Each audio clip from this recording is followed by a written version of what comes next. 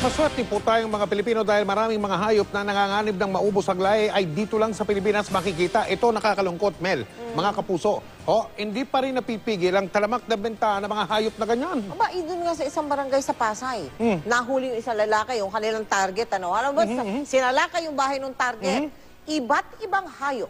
Mula sa bayawak hanggang sa agila, yun ang nakita nila. Naloko na. Nakatutok si Marisol Abduraman. Exclusive.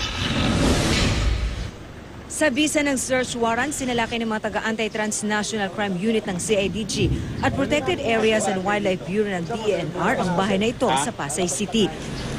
Wala bang exit sila sa record? Ang sabi ng napakilalang bantay ng bahay, wala raw ang may-ari. Agad pinasok ng raiding team ang bahay.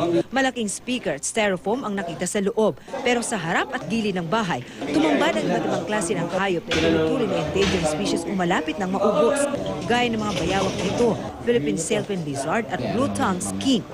Sa likod ng bahay na diskubre ang elongated tortoise at iba't ibang klase ng ibon, gaya ng white-bellied sea eagle, Palawan hornbill, black-capped cockatoo at Palawan hill myna na nanghihina na. So dapat yung mga ibalik din ulit doon sa wild? In due time, ma'am, kailangan muna nilang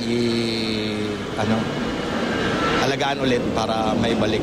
Kasi stress na yung mga hayop, ma'am. Kapit na sila maubos sa wild. Nandito tayo ngayon sa basement nitong bahay na kung mapapansin ninyo, meron siyang tubig na ayon sa PAUB, sinadya raw talaga nilang lagyan dahil ito ang nagsisilbing storage room ng mga ibon. Dito nila idinediretso ang mga ibon na galing Palawan para kahit papano'y malamigan dahil sa tubig at hindi gaano may stress. Pero ang tubig sa basement, may iba pa palang gamit. Soundproofing din yan, ma'am. Isang way na soundproofing yan. Wala nang naabot ang mga Palawan hill myna sa basement pero naroon pa rin ang bakas ng mga ibon. Sa impormasyong nakuha ng mga otoridad, matagal na sa ganitong gawain ang may-ari na si Abraham Bernales. Aminadong PNP, hirap sila sa paghuli sa mga nagbebenta ng wildlife, lalo na ang mga nanganganib ng maubos. Through texting with friends, ganun ang nangyayari. Kaya ang hirap ngayon na mag-monitor na maski alam na natin na may nawawala sa Palawan, pagdating dito nakatago na kasi lang meron talaga tayong mga market kasi dyan. So yun ang medyo mahirap. So yung supply and demand din ang nagdi-dictate. Yung iba ay bawal alagaan at bawal ibenta? Hindi ko alam yun eh. Hindi ko alam kasi alam ko lang may pet shop sila. Hindi ko rin alam na bawal to. Ganun. Matagal na raw na residente sa lugar si Bernales. Pero ayon sa kapitan ng barangay, hindi nila alam na may mga itinatago pala itong endangered species.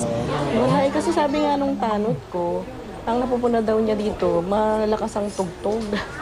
Siguro para masabayan na hindi marinig.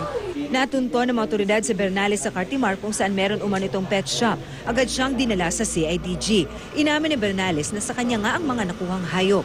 Yung iniwan lang sa akin yung bayawak, taga Palawan. Yung mga ibon po, sir? Ay, yung hobbies lang ho ako. Pero matagal na po kayo talagang nagbibenta, no? Hindi, pet shop ako. Minsan, pag season, hindi natin mawala yan.